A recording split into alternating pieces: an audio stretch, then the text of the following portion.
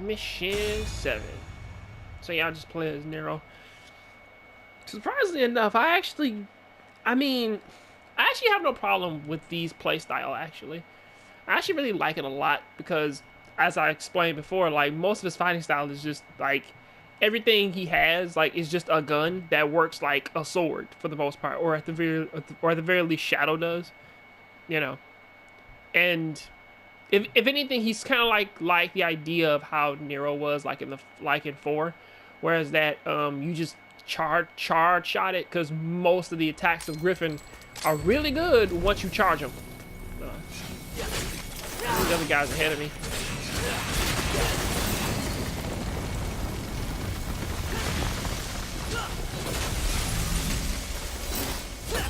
No, wait. He's not ahead of me.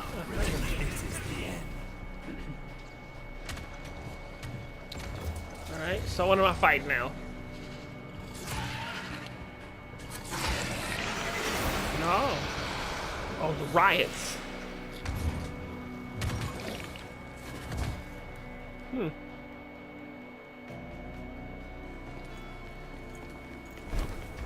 see what these dang things are. Oh.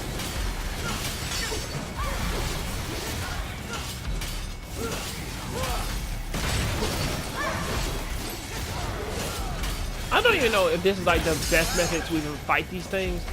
I'm kind of just doing what I can, like at the moment. Oh, I got hit from that. It's fine.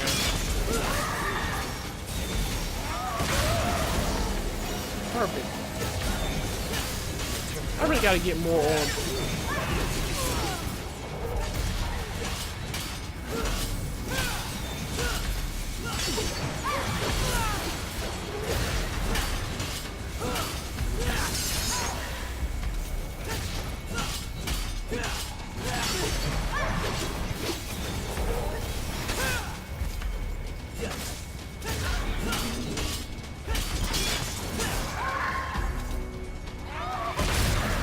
Thank you. Christ. Somebody's ahead of me and everything, but you can follow if you want. I'm going ahead. I just turned this like into a race. I gotta beat this dude now, which technically I really don't, but yeah, it kind of helps with the progression. But still, it's like I like the new Nero thing because you know it kind of exposes him there for like his brutish nature. Because for the most part, like Nero's kind of a brute, you know, which is very different from when I was thinking about like the beginning of the game and whatnot, and Nero was fighting. And Nero was actually fighting was trying to fight Urizen and whatnot, and he doesn't have his arm, you know. And Dante just got beat up and whatnot, and it's like, wait a second, why in the world would you think that you could fight Urizen? I mean, is it because of the fact of that you fought Dante at one point? I mean, like even with that, like you know, you still never actually beat Dante in a fight, or at least from what they've shown anyway.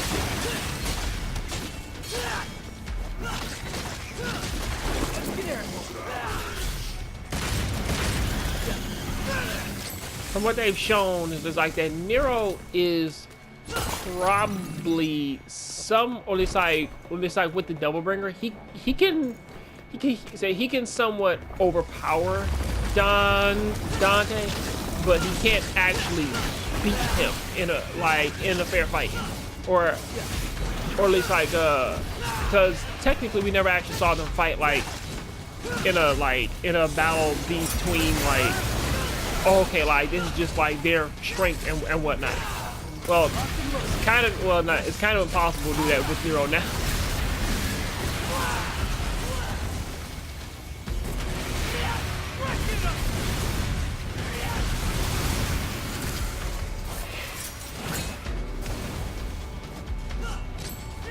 Yeah, I never actually used this one.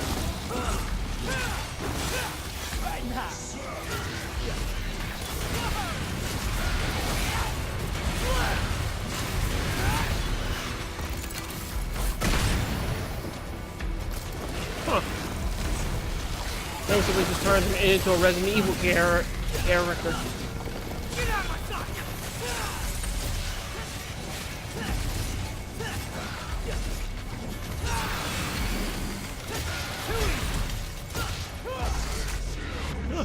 And managed to get a double S. Huh. You know, I never actually, well, I'll talk about the whole Nero fighting thing in a second, but I never actually really looked at the tomboy.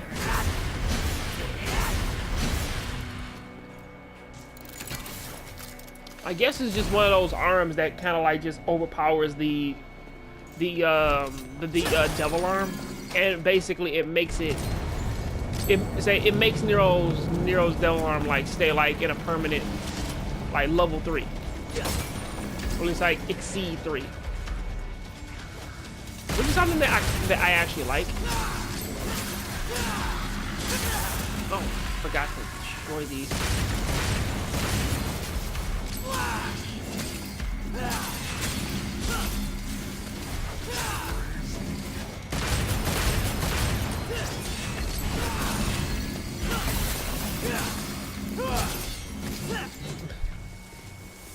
Yeah, the cool thing about this combo is that it actually has its own little thing now. But I kind of never really looked at Nero and was like, okay, Nero's obviously way more powerful than Dante. I never actually looked at him and saw that, because it's like because what they presented in DMC4 was that the Devilbringer only basically gave Nero a lot extra physical strength, and never actually did anything for like the rest of his body, and it was only for that one arm. It wasn't for anything else.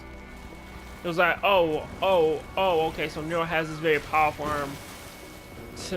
I guess that means I lied to the guy who was just playing with me. He already beat the mission. I probably missed it. This was the right way. Nailed it. Gotta push But yeah, on I'm cool ahead. with the DMC crew.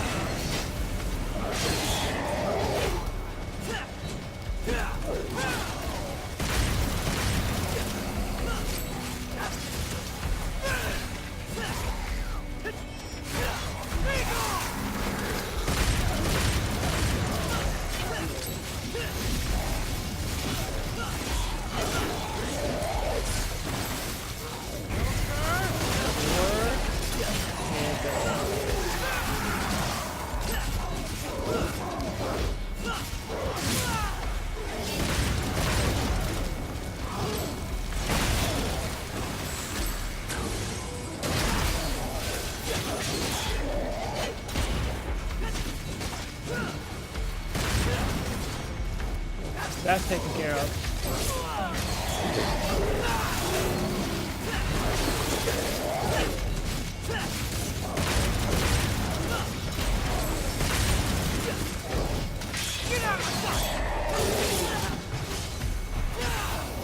Of all the enemies in the game that are, well, no, they're technically not really a problem. It's just you gotta get used to them.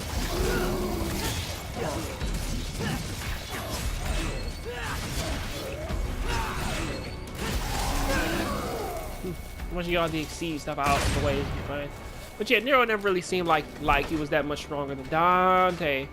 And this isn't necessarily like a Dante is the older thing, but yeah, Dante always seemed like he was way more skilled than what Nero was. You know, because like when you look at Dante and Virgil and you look at their fighting styles and whatnot, 4 actually proves that Dante can actually use the Yamato.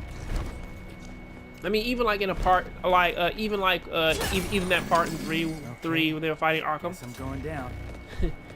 It's like that they both actually have the ability to use the Yamato like at its full potential.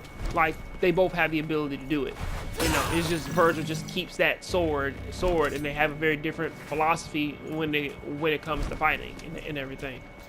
You know, so it's like So basically it's like, okay, you take Virgil with how strong and skilled he is.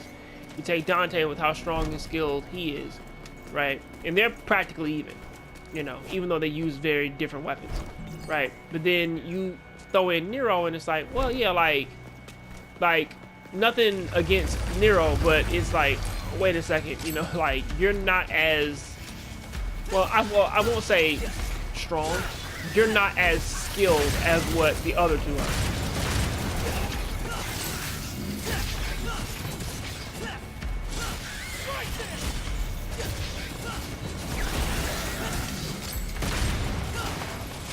It's really crazy because it's like, yeah, like the Devil Bringer was like his only like repose, or at least like his only difference in strength from those two.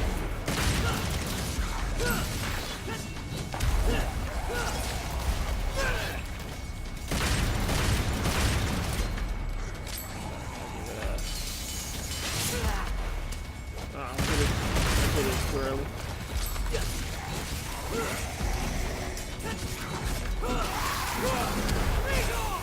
But yeah, I forgot to mention that these characters that they actually have two different dodges. This is the first Devil May Cry game to have that. Bop, bop.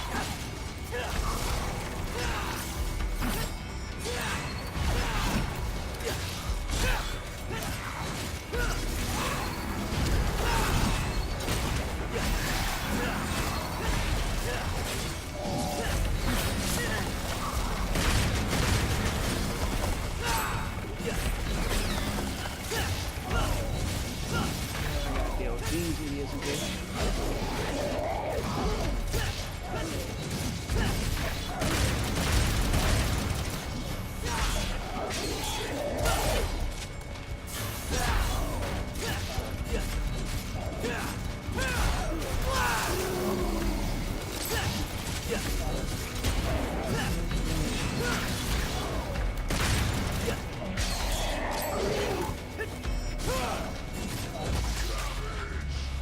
Managed to get in there, so I look at that as a positive. But still, the Devil Bringer itself, like its random abilities, like at the end of 6, like regardless of how crazy they were, I mean, like just the Devil Bringer's ability alone is stupid powerful. The fact that like it can create like a phantom hand that can grab things like that come into contact. Well, I mean, it can basically grab anything, or at least like it's a phantom limb, essentially. I mean, like that's on the level of like Virgil's summon swords. I mean, like say what you will about, you know, like the summon swords or Virgil not liking guns, but it's like summon swords is like itself. It's literally like a little bit too powerful for like its own good.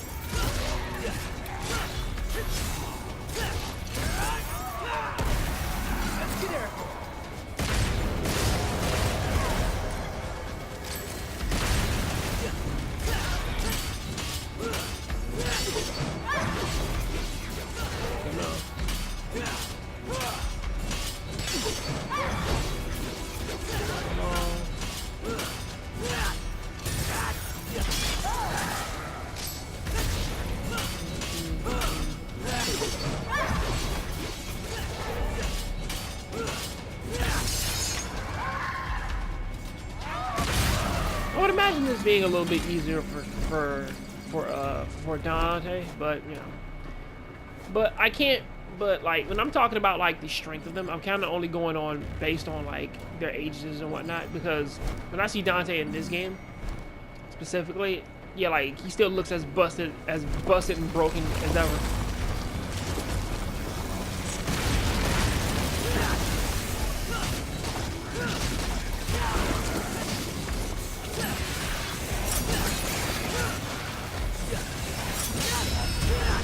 Cut that out. Get out of my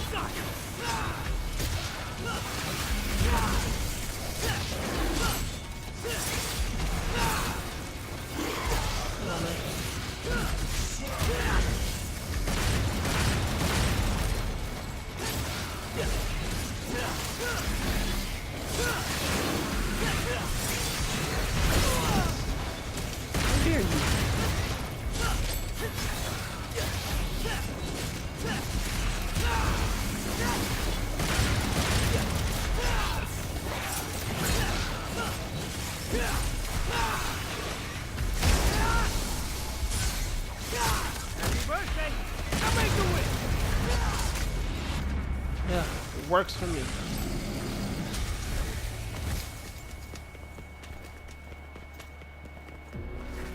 Right, that's a ticket booth.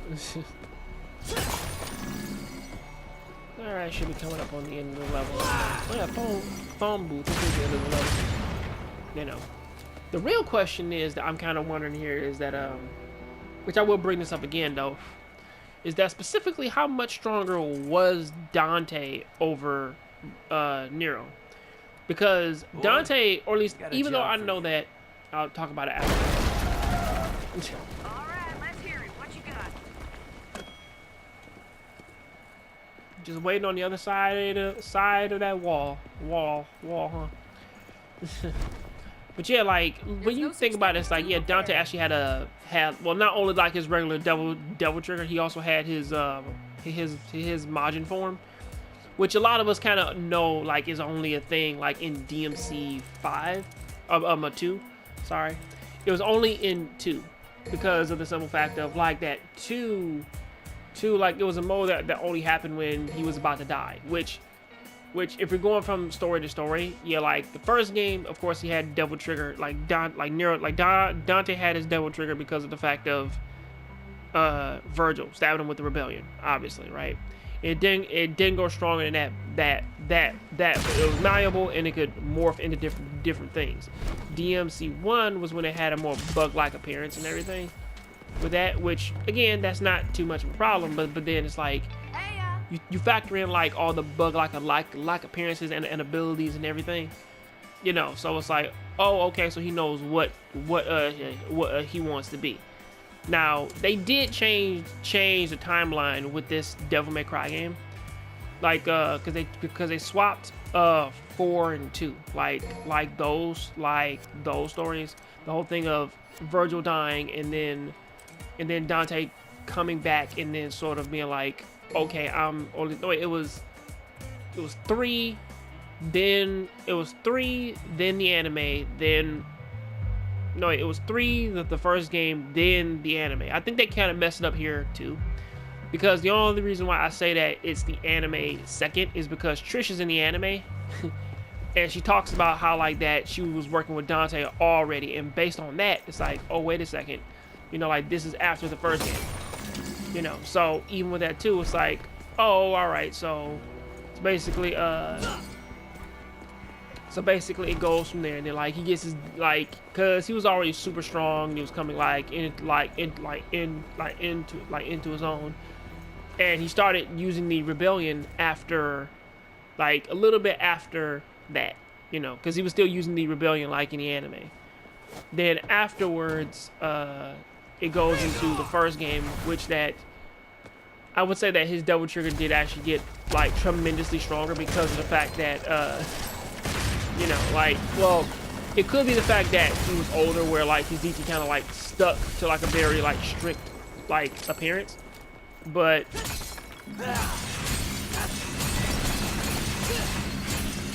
still, you know, like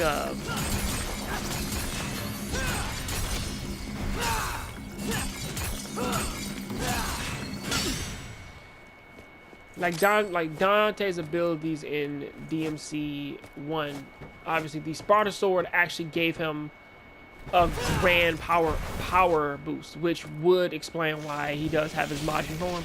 Now jumping into 4 though, like they kind of didn't put any like they kind of shipped that game unfinished, so Dante never really even had it, or at least like you couldn't activate his you couldn't activate his Majin form in 3, in 4, because it wasn't, well, it was in the art book, but it wasn't in the game.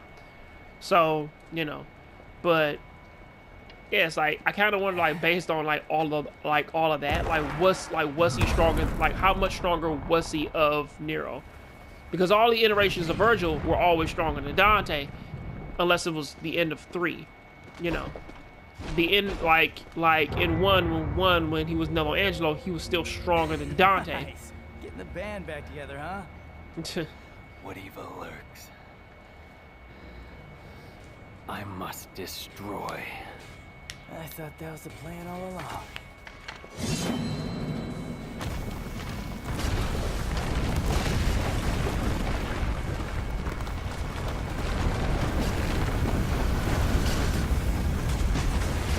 know why this is even breaking.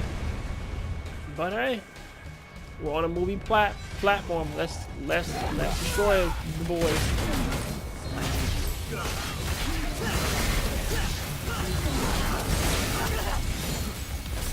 Oh.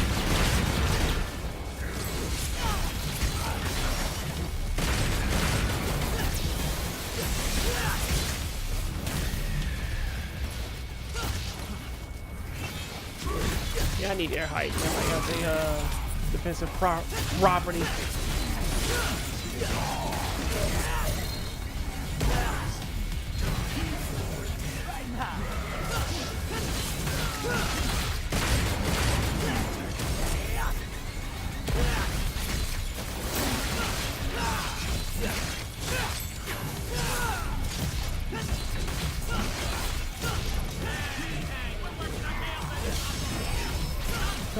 Yeah, cut that out.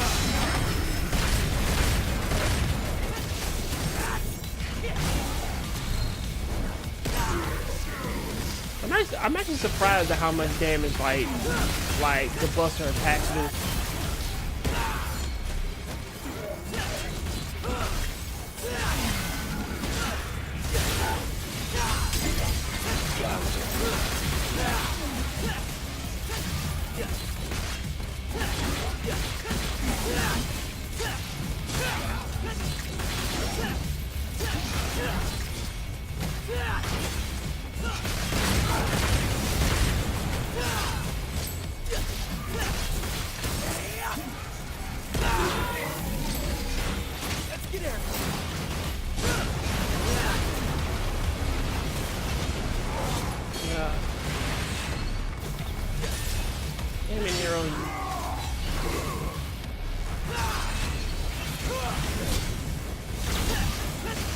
First things first, gotta take him out.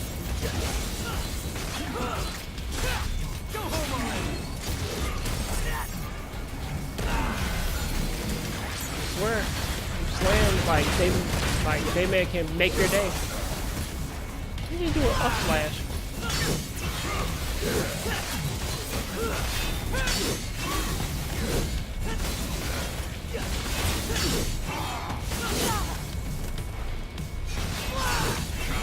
If Nero had Royal Guard, wouldn't that make my life a lot easier?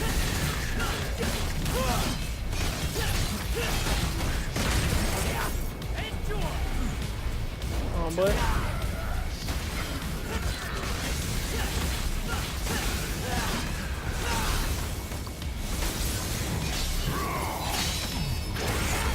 Come on, bud. Thumbs it up. Bam. A twisting suplex. Perfect. Best way to end off that annoying idiot.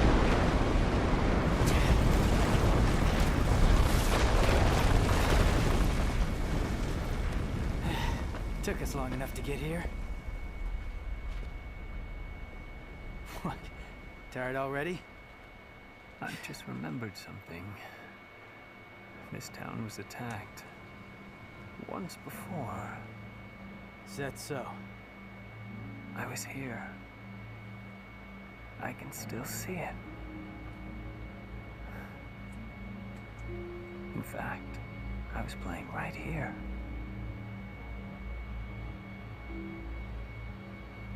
That was the house.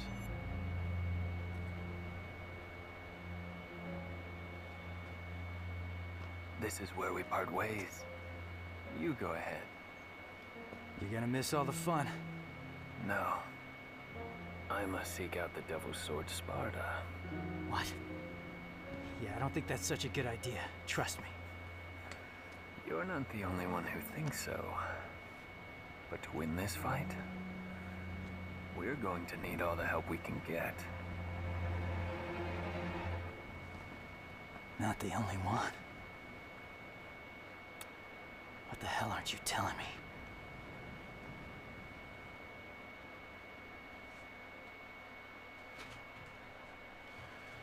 Come on, Nero, you know what his name is. He's V, the mysterious one.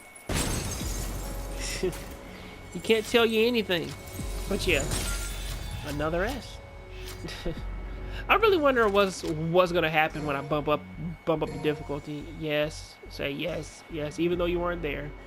Judging my latest account, there's little chance that Trish and Dante made it out of the battle against the Demon King unscathed. Nero and V passed through the subway system and finally reached the roots of the Clyfoth. The ruins of an old house prompted V to share his thoughts, which only deepened Nero's suspicion. I would too, but then again, you know, you kind of really don't know the history of this area, so you know, you kind of got to really be careful with that. Thinking about it.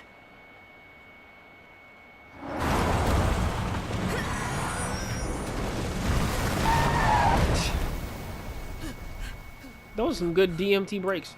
I mean, DMC breaks. Perfect timing. Now we're starting to act like a team. Ew. You like flirting with me? Knock it off. Get in the car. Oh my god. It's nice she likes Nero. I find it adorable.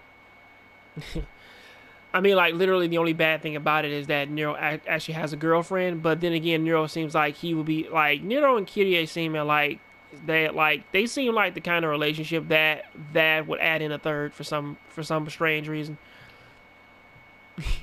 Like, it's just something about them. They're not like Claire and Ada, where basically Leon is kind of like, just like, okay, you know, like, they're both doing their own things and whatnot, you know, so Ada's off doing one thing, and Leon can basically, like, have a pastime with Claire, like, they can be like a real couple, and Ada's like the side chick or whatever.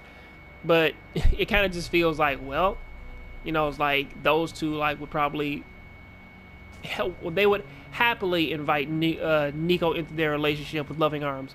I mean, like, they did, like, come from a weird church, man, where like the old guy, man, like, was trying to mess with like a lot of women or become a demon. Either or, it's still crazy.